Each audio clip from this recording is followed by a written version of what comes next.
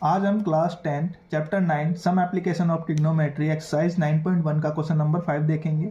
A kite is flying at the height of the 60 metre above the ground. The string attach to the kite in temporary tied to a point on the ground. This inclination of the string with the ground is 60 degree. Find the length of the string assuming that there is no slag in the string. ठीक है, तो हम इस question को देखते हैं। इस question में क्या क्या रखा है कि एक काइट है, ठीक है ना, ठीक है, फ्लाई उड़ रहा है at the height of the 60 metre, ठीक है ना, अबव फ्रॉम द ग्राउंड, ठीक है ना, ग्राउंड से मान चलो ग्राउंड है, ग्राउंड से, ठीक है ना, 60 मीटर ऊपर, ग्राउंड से 60 मीटर ऊपर, है ना। अब ये 60 मीटर ऊपर मान लेते हैं ग्राउंड से, है ना, ये काइट है ना, ये उड़ रही है, ठीक है।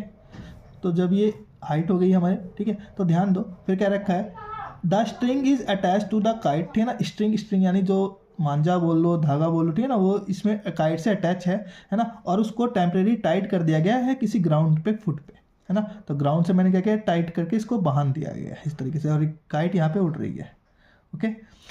तो कहा गया है जो इंक्लाइनेशन बन रहा है, जो एंगल बन रहा है, इंक्लाइनेशन जो एंगल बन रहा है वो कितना बन रहा है हमारे पास, 60 डिग्री का बन रहा है। कितने डिग्री का बन रहा है, 60 डिग्री। अब काइट अगर यहाँ से स्ट्रेट ऊपर हाइट की बात करूँ तो यहाँ से हाइट मेजर करूँगा तो ये 90 डिग्री मेजर होगा, मतलब स्ट्रेट जब ऊपर जाएगा तो ये 90 डिग्री होगा, है ना, यहाँ से हाइट, ठीक है।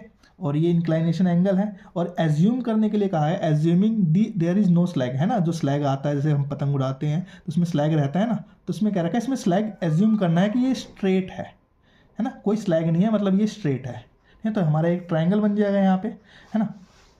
तो इसके अकॉर्डिंग हमें क्या निकालना है, ठीक है ना, हमें इसमें क्या निकालना है, इसकी हाइट निकालनी है, ठीक है ना, स्ट्रिंग की हमें लेंथ निकालनी है। इसको क्या मान लोगे, एल मान लो, है ना। हमारे ट्राइंगल्स, ठीक है, इसको बना लो, ABC कर लो, ठीक है। देखो,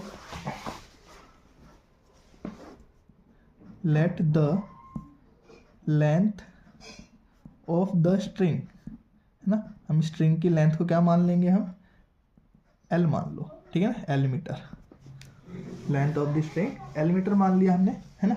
अब देखो इन ट्राइंगल ABC है, जहाँ पे हमें ये पता है और ये नहीं पता, ठीक है, तो क्या लोगे, परपेंडिकुलर अपॉन में हाइपोटेन्यूस, है ना। पंडित बद्री प्रसाद हर बोले, देखो परपेंडिकुलर अपॉन हाइपोटेन्यूस क्या होता है हमारे पास, साइन होता है ना। परपेंडिकुलर कितना है हमारे पास, BC, और हाइपोटेन्यूस क्या है, AC।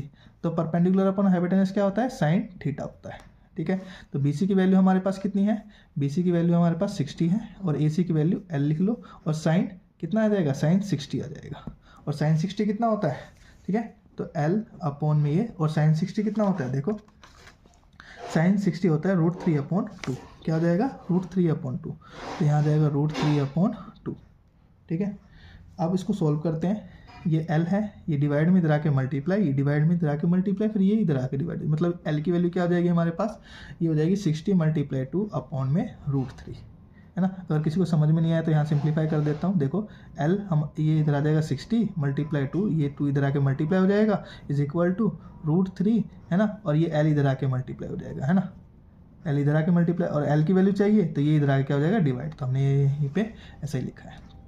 देखो हमें नीचे √3 तो नहीं चाहिए, है ना, तो क्या करेंगे, रेशनलाइज कर देंगे, यानी 60 × 12 यानी 120 हो जाएगा ये, है ना, √3, और नीचे क्या हो जाएगा, 3 हो जाएगा। इससे काटोगे तो कितना हो जाएगा, ये 60 पे कट जाएगा, 3 4 × 12 40 पे कट जाएगा। कितना हो जाएगा, L की वैल्यू कितनी जाएगी, 40√3 मीटर हो जाएगी, ठीक है। यहाँ लिख दो, the length of the string, है ना, स्ट्रिंग की जो लेंथ होगी, है ना, वो कितनी हो जाएगी, 40√3 मीटर हो जाएगी, ठीक है।